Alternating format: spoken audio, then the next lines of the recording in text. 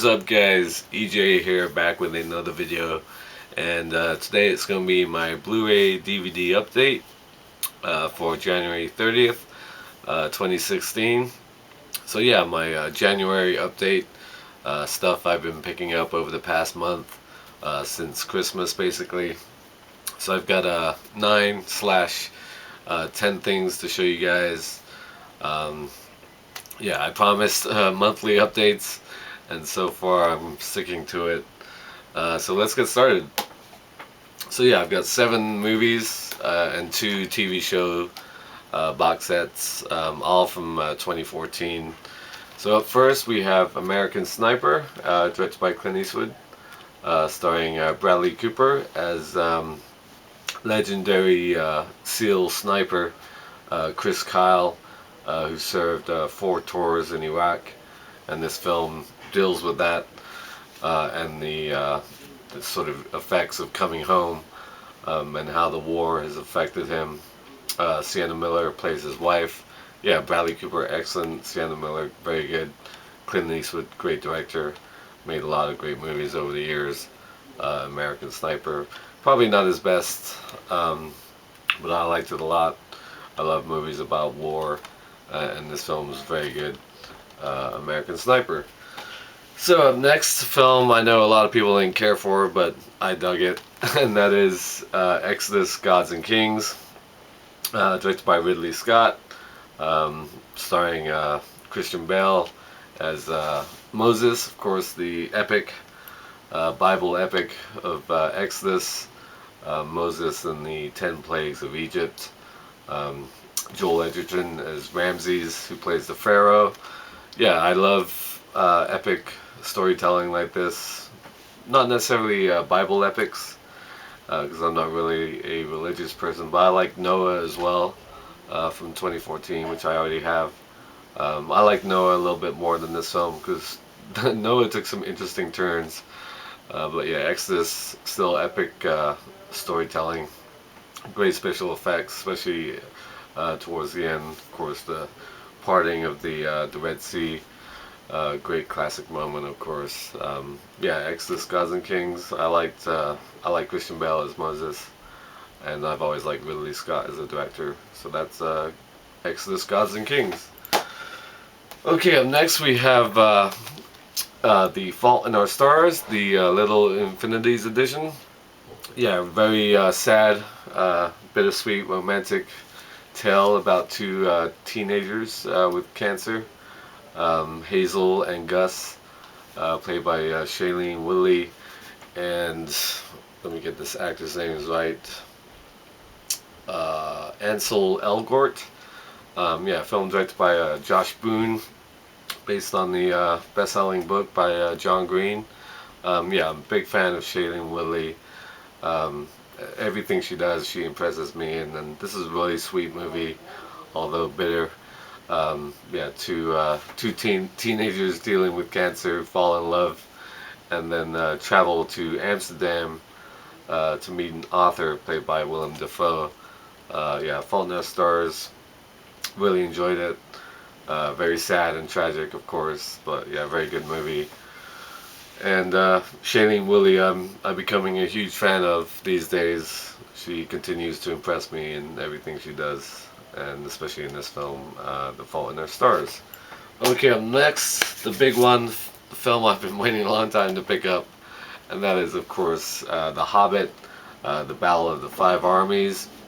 My favorite film of 2014. Of course, I got the 3D Blu-ray extended edition. Yeah, Peter Jackson's epic trilogy of The Hobbit, of course.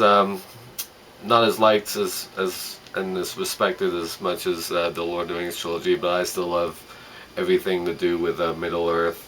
The final chapter of the Hobbit story, we have Smaug the Terrible being taken down by Luke Evans, sorry, who plays Bard the Bowman at the beginning of the film over Lake Town. I love the shot of when he shoots Smaug, and you see all the townspeople getting off the boats by the shore, and in the background you see the flaming Smaug and the burning town as he's falling. That's a really great shot.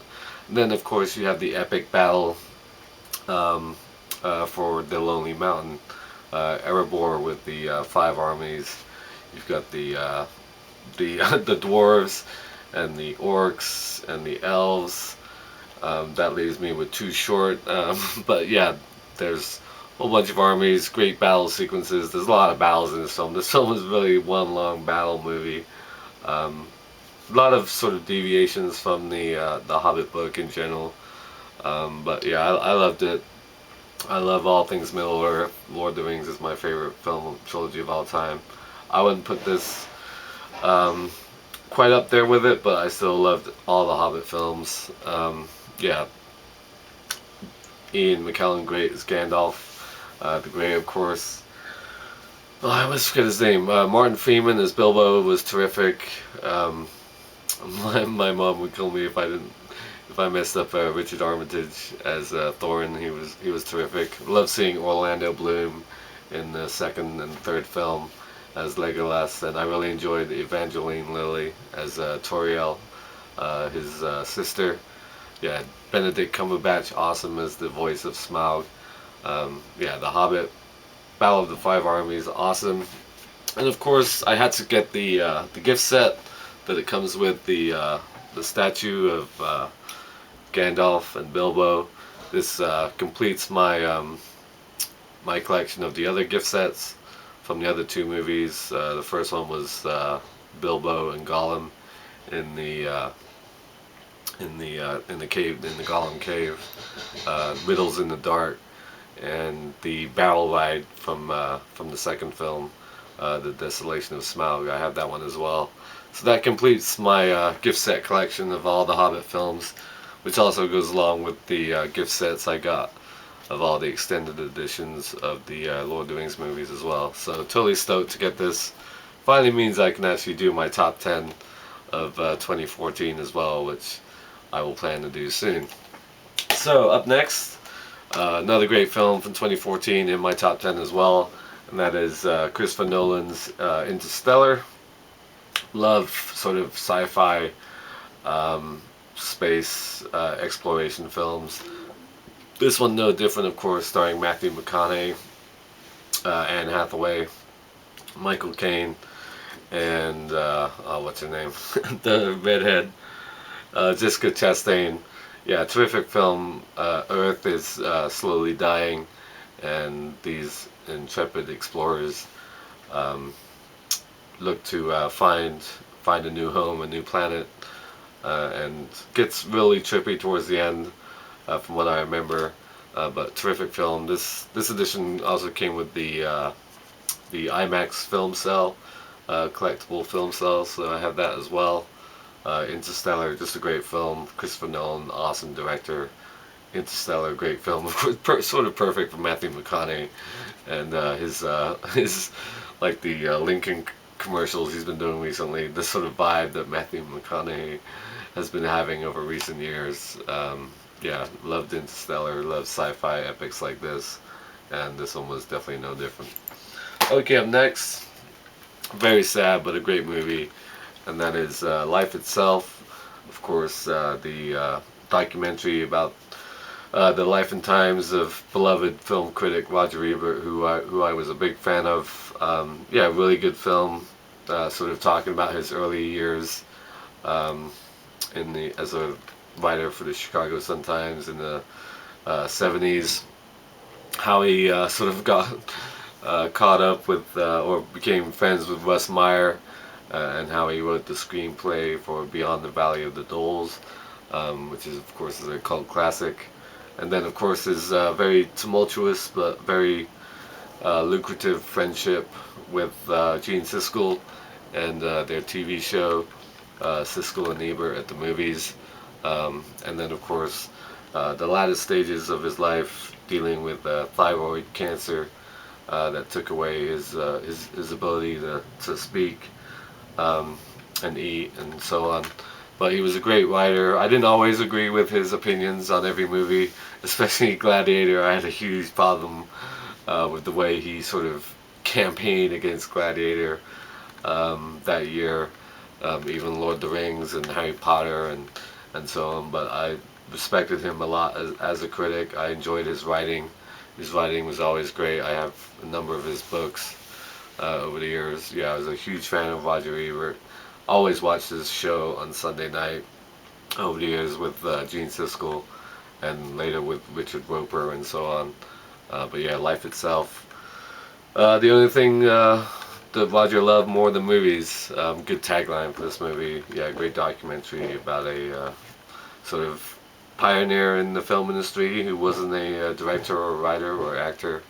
When you think of movies and film criticism, Roger Ebert is really the first name that comes to mind. So, thumbs up for this one. Okay, the last film on the in this update is a two-part film. Of course, has 2 volumes. And it is the epic Nymphomaniac, Volume 1 and Volume 2, directed by Lars von Trier. I enjoyed the hell out of it. Charlotte Gainsbourg plays a self-diagnosed nymphomaniac who gets rescued after she's beaten and left in an alley by Stellan Skarsgård. He picks her up and takes care of her, and she sort of tells the story in quite graphic detail about how she became this nymphomaniac. Yeah, it has a lot of graphic scenes. It's 2 parts, so almost like 5 hours long.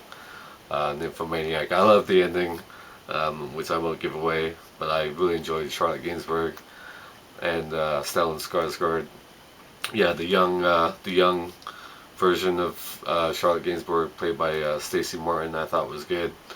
You've got other people like Shia LaBeouf and Christian Slater, Uma Thurman in this film. I really enjoyed it. I know it sort of put off some people, but I love both parts. Nymphomaniac Volume 1 and Volume 2. Alright, on to the TV shows. Two great shows that I'm a big fan of. Up first we have Marvel's Agent Carter, the complete first season.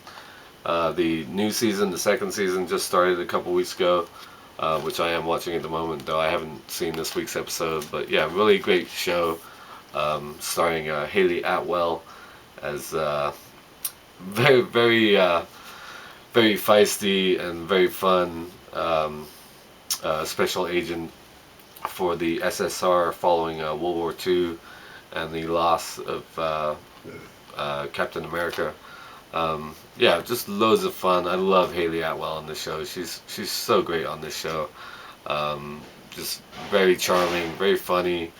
But she's a tough woman and knows how to take care of herself. She just kicks ass. I just love the show, and she was really sort of my favorite part of the first Captain America movie. So I was kind of disappointed she wasn't in the second one, but the second film was great on its own. So yeah, I was so glad that they made the show. It came out last January, and of course it's started up again, second season right now. Shea Wiggum from Boardwalk Empire is good in this as well. Dominic Cooper as Howard Stark, very good as well. Yeah, loads of fun. The guy who plays Howard Stark's butler, I forget his name, something Darcy. I want to say James Darcy. He's loads of fun on this as well. Agent Carter, really cool. Big fan of the show.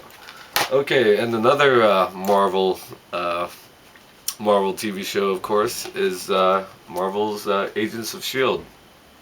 The complete second season. Yeah, really loads of fun too. Big fan of this as well. Have the first season as well. Really like Clark Gregg as Agent Coulson. Chloe, played by, or what's her name, Daisy, Sky Daisy, played by Chloe Bennett. Like her a lot.